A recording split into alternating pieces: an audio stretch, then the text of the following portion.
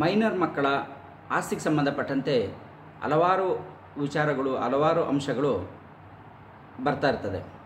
Minor ಮಕ್ಕಳನ್ನು ಯಾರು ನೋಡ್ಕೋಬೇಕು, ಅವರಿಗೆ ಗಾರ್ಡಿಯನ್ ಆಗಿ ಯಾರು ಇರಬೇಕಾಗಿರುತ್ತೆ, ಅಥವಾ ಮೈನರ್ ಮಕ್ಕಳಿಗೆ ಸಂಬಂಧಿಸಿದ ಸ್ವತ್ತುಗಳನ್ನು ಪಾಲನೆ ಪೋಷಣೆಯನ್ನು ಯಾರು ಮಾಡಬೇಕು, ಅಥವಾ ಅದರ ಮಾರಾಟ ಆಗಲಿ ಅಥವಾ ಒಂದು ಹಸ್ತಾಂತರ ಆಗಲಿ ಭೋಗ್ಯ ಆಗಲಿ ಯಾರು ಮಾಡಬೇಕು ಅನ್ನೋ ವಿಚಾರಕ್ಕೆ ಸಂಬಂಧಪಟ್ಟಂಗೆ, ಅದರಲ್ಲೂ ಮೈನರ್ ಮಕ್ಕಳಿಗೆ ಸಂಬಂಧಿಸಿದಂಥ ಮಾರಾಟ ವಿಚಾರ ಏನಿದೆ ಆ ವಿಷಯಕ್ಕೆ ಸಂಬಂಧಿಸಿದಂತೆ ಈ ವಿಡಿಯೋನ ಮಾಡಲಾಗಿದೆ. ಇದರಲ್ಲಿ ಸುಪ್ರೀಂ ಕೋರ್ಟ್ನ ಒಂದು ಜಡ್ಜ್ಮೆಂಟನ್ನು ಕೂಡ ಕೋಟ್ ಮಾಡಿದ್ದೇನೆ. ಸೊ ಹಾಗಾಗಿ ನಮ್ಮ ವಿಡಿಯೋನ ಪೂರ್ತಿ ನೋಡಿ, ನಿಮಗೆ ಇಷ್ಟ ಆಗಿದ್ದರೆ ಲೈಕ್ ಮಾಡಿ, ಎಲ್ಲರಿಗೂ ಶೇರ್ ಮಾಡಿ, ಕಾನೂನಿನ ಅರಿವು ಎಲ್ಲರಿಗೂ ಸಿಗುವಂತಾಗಲಿ. ಹಾಗೆ ನಮ್ಮ ಚಾನಲ್ಗೆ ಇನ್ನೂ ನೀವು ಸಬ್ಸ್ಕ್ರೈಬ್ ಆಗಿಲ್ಲ ಅಂದರೆ ಸಬ್ಸ್ಕ್ರೈಬ್ ಆಗಿ ಬೆಲ್ ಬಟವನ್ನು ಪ್ರೆಸ್ ಮಾಡಿ, ನಮ್ಮ ಕಾನೂನಿನ ಅರಿವಿನ ಎಲ್ಲ ವಿಡಿಯೋಗಳು ನಿಮಗೆ ಮೊದಲು ತಲುಪುವಂತಾಗಲಿ.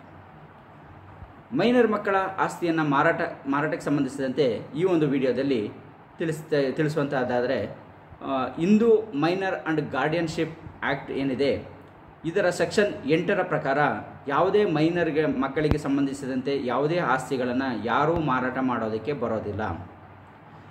ಹಾಗಾಗಿ ಅದನ್ನು ಅನಗತ್ಯವಾಗಿ ಮಾರಾಟ ಮಾಡ್ತೀವಿ ಅಂತೇಳಿ, ಅದರಲ್ಲೂ ಈ ವಿಡಿಯೋಗೆ ಸಂಬಂಧಿಸಿದಂತೆ ಈ ವಿಡಿಯೋದ ವಿಷಯಕ್ಕೆ ಸಂಬಂಧಿಸಿದಂತೆ ಮೈನರ್ ಮಕ್ಕಳ ಆಸ್ತಿಯನ್ನು ಅವರ ತಾಯಿ ಮಾರಾಟ ಮಾಡ್ಬೋದಾ ಅನ್ನೋ ವಿಚಾರಕ್ಕೆ ಸಂಬಂಧಿಸಿದಂತೆ ಪ್ರಮುಖವಾಗಿ ನೋಡೋಣ. ಏಕೆಂದರೆ ಈ ರೀತಿ ಮೈನರ್ ಮಕ್ಕಳಿಗೆ ಆಸ್ತಿಗಳಿಗೆ ಸಂಬಂಧಿಸಿದಂತೆ ಹಲವಾರು ಪ್ರಕರಣಗಳು ಸುಪ್ರೀಂ ಕೋರ್ಟು ಹೈಕೋರ್ಟ್ಗಳಲ್ಲಿ ಇತ್ಯರ್ಥ ಆಗಿದೆ. ಅದರಲ್ಲಿ ಒಂದು ಭಾಗವಾಗಿ ನಾನು ಈ ವಿಡಿಯೋದಲ್ಲಿ ಸ್ಪಷ್ಟವಾಗಿ ತಿಳಿಸಲಿಕ್ಕೆ, ಮೈನರ್ ಮಕ್ಕಳ ಆಸ್ತಿಯನ್ನು ತಾಯಿ ಮಾರಾಟ ಮಾಡ್ಬೋದೇ, ಮಾಡುವ ಹಕ್ಕು ತಾಯಿಗಿದೆಯೇ ಅನ್ನೋದನ್ನು ನೋಡೋದಕ್ಕೆ ಈ ಒಂದು ಅಂಶವನ್ನು ಪರಿಗಣಿಸೋದಕ್ಕೆ ತಗೊಂಡಿದ್ದೀನಿ. ಮೈನರ್ ಮಕ್ಕಳ ಆಸ್ತಿಯನ್ನು ಮಾರಾಟ ಮಾಡೋದಕ್ಕೆ ಯಾರೂ ಕೂಡ ಮಾರಾಟ ಮಾಡಲು ಬರೋದಿಲ್ಲ ಅನ್ನೋದನ್ನು Hindu minor and guardianship act section 8 ಸ್ಪಷ್ಟವಾಗಿ ಹೇಳಿದೆ. ಸೊ ಹಾಗಾಗಿ ತಾಯಿ ಕೂಡ ಇದರಲ್ಲಿ ಯಾವುದೇ ಒಂದು ಮೈನರ್ ಮಕ್ಕಳಿಗೆ ಸಂಬಂಧಪಟ್ಟ ಆಸ್ತಿಯನ್ನು ಮಾರಾಟ ಮಾಡೋಕ್ಕೆ ಬರೋಲ್ಲ. ಆದರೆ ಜಾಯಿಂಟ್ ಫ್ಯಾಮಿಲಿಗೆ ಸಂಬಂಧಪಟ್ಟಿದ್ದು ಬೇರೆ ವಿಚಾರ ಆಗಿರುತ್ತೆ. ಸೊ ಇಲ್ಲಿ ಒಮ್ಮೆ ಮುಟೇಷನ್ ಆಗಿ ಮಕ್ಕಳ ಹೆಸರಿಗೆ ಬಂದಿದ್ದರೆ ಅದು ಸಂಪೂರ್ಣವಾಗಿ ವಿಭಾಗ ಆಗಿ ಅವರಿಗೆ ಸಂಬಂಧಪಟ್ಟ ಸ್ವತ್ತಾಗಿ ಅಲ್ಲಿ ಬಂದಿರುತ್ತೆ, ಅಥವಾ ನ್ಯಾಯಾಲಯಗಳಲ್ಲೇ ಒಂದು ಪಾರ್ಟಿಷನ್ನೇ ಹಾಕ್ಕೊಂಡಿದ್ದು ಅಲ್ಲಿ ಆಗಿದ್ದರೂ ಕೂಡ ಅದು ಆ ಮಕ್ಕಳಿಗೆ ವಿಭಾಗ ಆಗಿ ಬಂದಿರುತ್ತೆ, ಅದು ಜಾಯಿಂಟ್ ಫ್ಯಾಮಿಲಿ ಪ್ರಾಪರ್ಟಿ ಅಂತ ಅನಿಸ್ಕೊಳ್ಳೋದಿಲ್ಲ.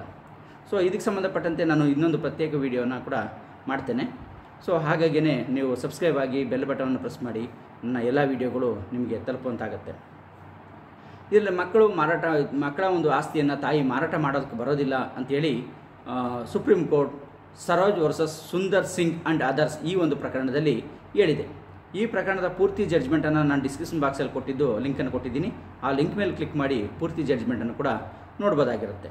ಸೊ ಹಾಗಾಗಿ ತಾಯಿ ಮಕ್ಕಳ ಪರವಾಗಿ ಅಥವಾ ಮಕ್ಕಳ ವಿದ್ಯಾಭ್ಯಾಸ ಅವರ ಪೋಷಣೆಗೆ ಸಂಬಂಧಿಸಿದಂತೆ ಮಾತ್ರ ಮಾರಾಟವನ್ನು ಮಾಡಲಿಕ್ಕೆ ಸಾಧ್ಯ ಆಗಿರುತ್ತೆ.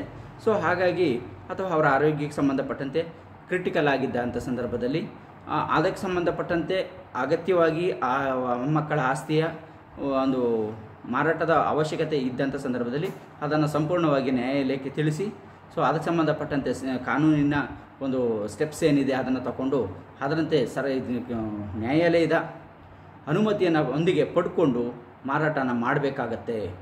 ಸೊ ಅನ್ನೋದನ್ನು ಹಿಂದೂ ಮೈನರ್ ಮತ್ತು ಗಾರ್ಡಿಯನ್ಶಿಪ್ ಆ್ಯಕ್ಟ್ನ 8 ಸಬ್ ಕ್ಲಾಸ್ 3 ಸ್ಪಷ್ಟವಾಗಿ ಹೇಳುತ್ತೆ. ಸೊ ಹಾಗಾಗಿ ಇಲ್ಲಿ ತಾಯಿನೇ ಆಗಿದ್ದರೂ, ನ್ಯಾಚುರಲ್ ಗಾರ್ಡಿಯನ್ನೇ ಆಗಿದ್ದರೂ ಕೂಡ ಇಲ್ಲಿ ಇದು ನ್ಯಾಯಾಲಯದ ಅನುಮತಿಯನ್ನು ಪಡ್ಕೊಳ್ಳೋವಂಥದ್ದು ಅತಿ ಮುಖ್ಯವಾಗಿರುತ್ತೆ. ಸೊ ಹಾಗಾಗಿ ತಾಯಿ ಮೈನರ್ ಮಕ್ಕಳ ಆಸ್ತಿಯನ್ನು ಮಾರಾಟ ಮಾಡಬೇಕಾದ್ರೆ ಇದು ನ್ಯಾಯಾಲಯದ ಅನುಮತಿಯನ್ನು ಪಡ್ಕೊಳ್ಳೋದು ಅತಿ ಮುಖ್ಯವಾಗಿರುತ್ತೆ.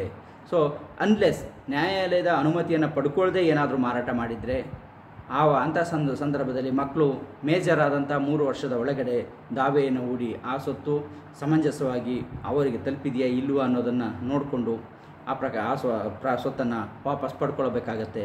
ಆ ರೀತಿ ಮಾರಾಟ ಆಗಿದ್ದಂಥ ಸಂದರ್ಭದಲ್ಲಿ ಅದಕ್ಕೆ ತಾಯಿಯೇ ಹೊಣೆಯಾಗಿರ್ತಾರೆ ಅನ್ನೋದನ್ನು ಇಲ್ಲಿ ಮುಖ್ಯವಾಗಿ ನೋಡಬೇಕಾಗುತ್ತೆ. ಸೊ ಹಾಗಾಗಿ ಮೈನರ್ ಮಕ್ಕಳಿಗೆ ಸಂಬಂಧಿಸಿದಂತೆ ಯಾವುದೇ ಒಂದು ಆಸ್ತಿಗಳನ್ನು ಪಡ್ಕೋಬೇಕಾದ್ರೆ ಅಥವಾ ಕೊಂಡ್ಕೋಬೇಕಾದ್ರೆ ಕ್ರಯ ಮಾಡ್ಕೊಳ್ಳೋ ಮುನ್ನ ಕಾನೂನಿನ ಒಂದು ಅರಿವನ್ನು ತಿಳ್ಕೊಂಡಿರಿ.